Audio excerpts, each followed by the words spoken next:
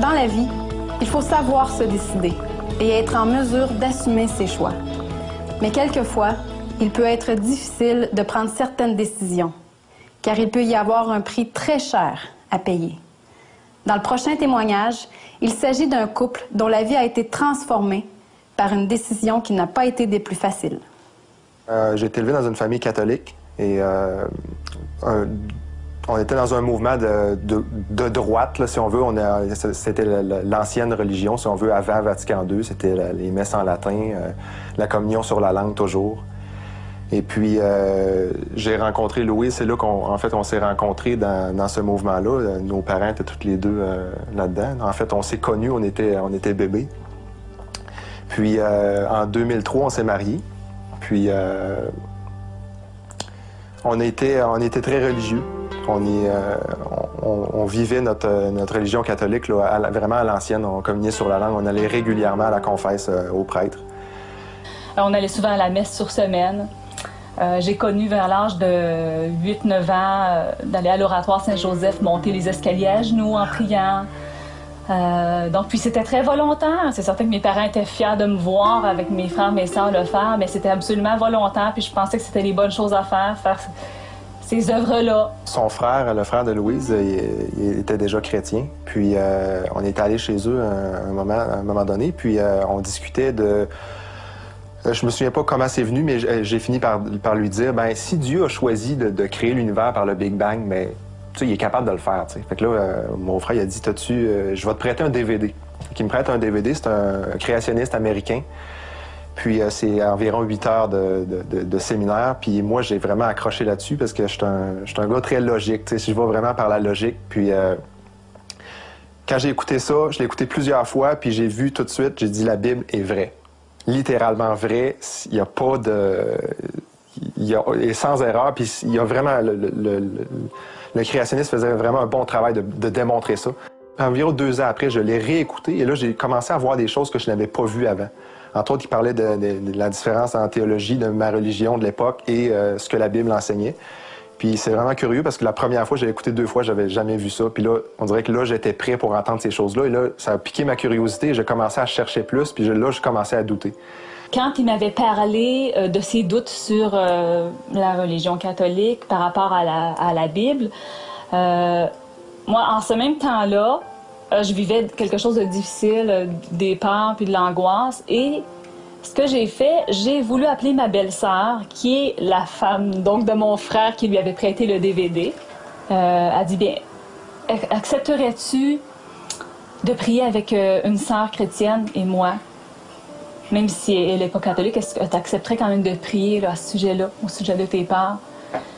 Là, je dis, oui, j'accepterais. On décide, on prend rendez-vous, donc on y va, on s'en va on avait Alice dans ce temps-là, puis on s'en va à Saint-Hyacinthe prier. Et là, à ce moment-là, bien, elles ont ouvert la parole et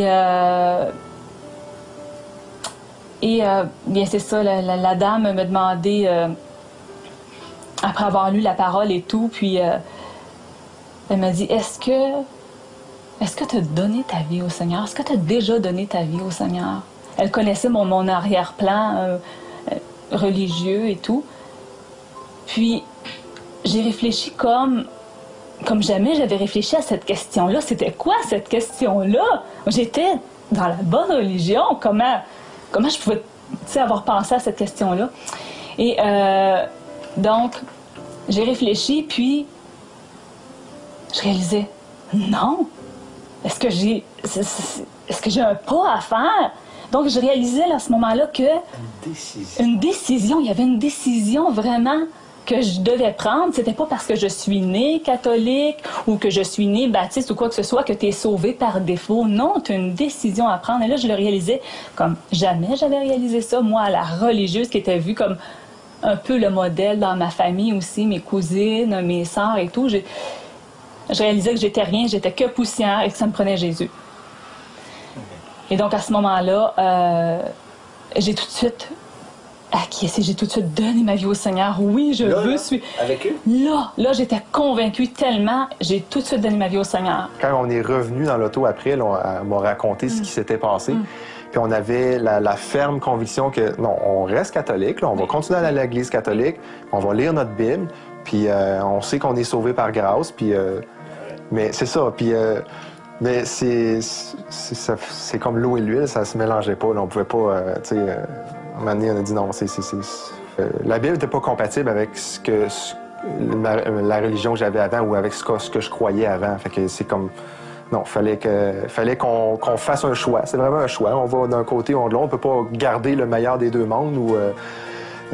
Puis on peut pas s'arrêter parce que c'est sûr que, étant donné notre arrière-plan, on savait qu'on allait faire un raz-de-marée dans nos familles, dans nos deux familles. Là, on savait ce que ça allait faire. Fait que c'est sûr que ça... c'est pas une décision à prendre à la légère. Là.